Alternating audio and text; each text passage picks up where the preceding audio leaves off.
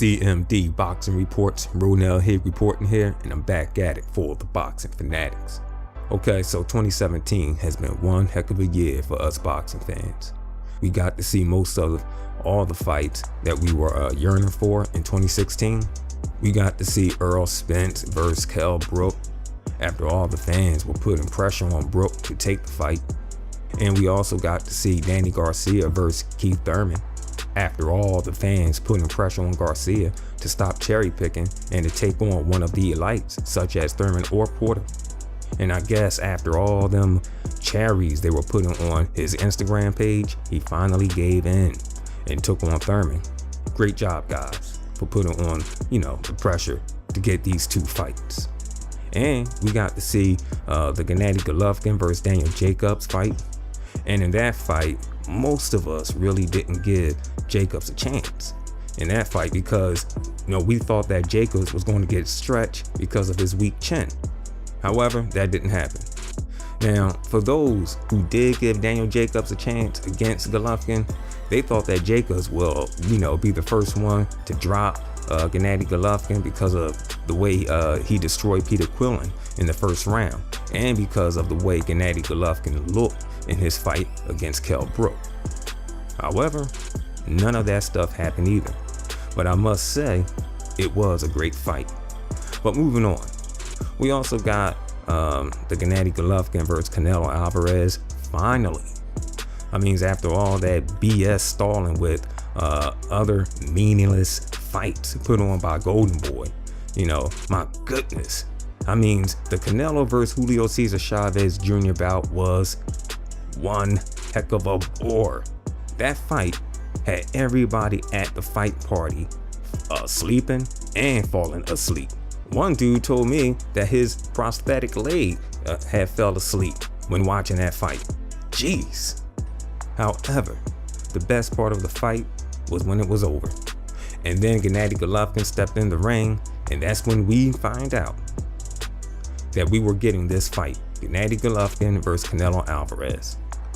However, in the Gennady Golovkin versus Canelo Alvarez fight, I actually thought that Golovkin would stop, Alvarez or either drop him.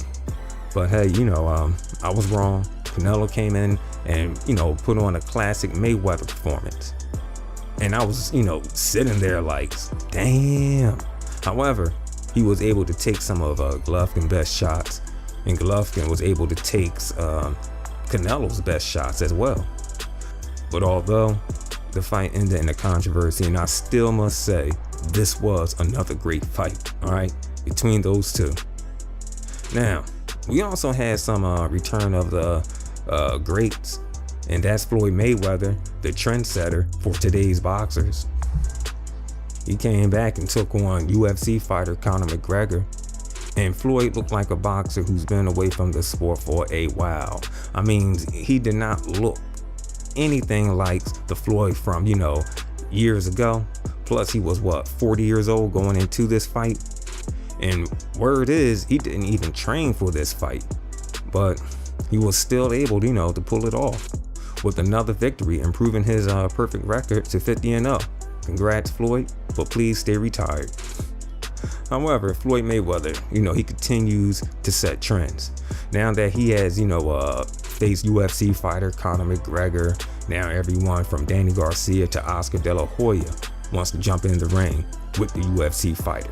Damn. Now moving on, we also got to see kings lose their crowns and princes, get crowned. All right, Manny Pacquiao showed his age against Jeff Horn. Manny Pacquiao couldn't keep the young aggressive line off of him.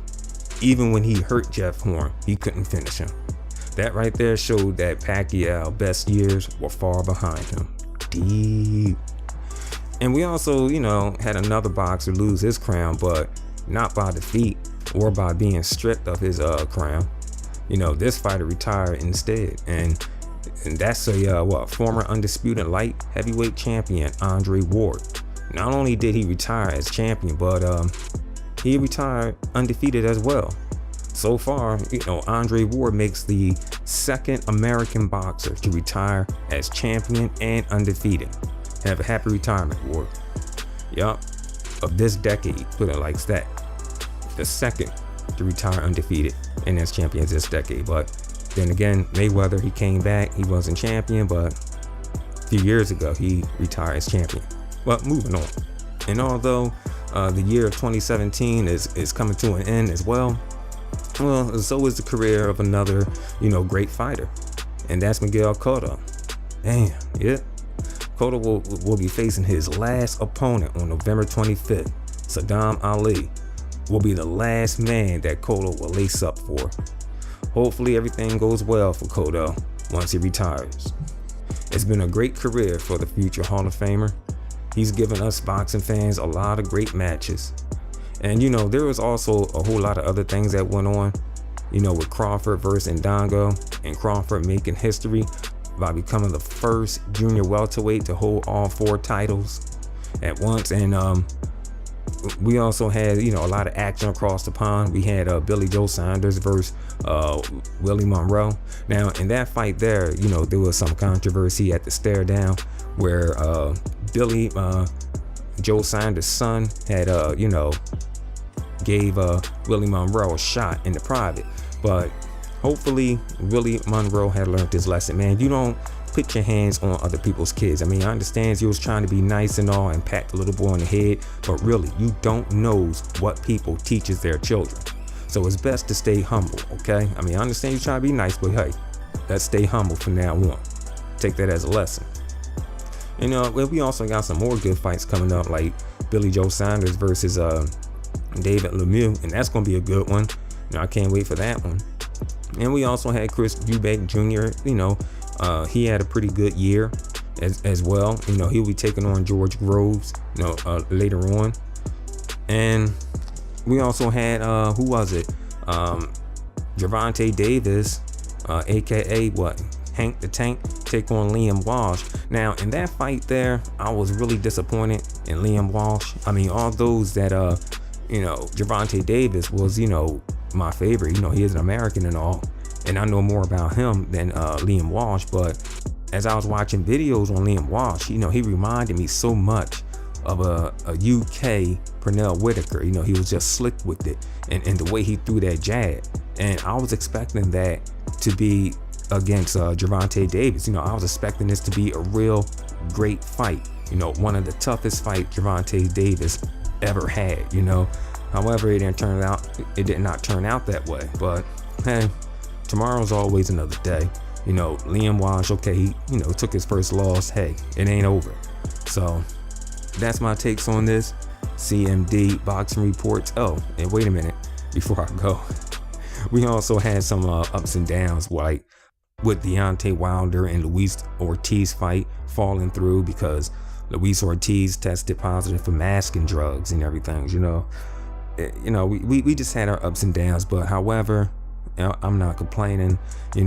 We did have a great year of boxing, and we'll see what next year brings. All right, so CMD boxing reports, Ronell Hicks reporting here. I'll catch you guys on the next one.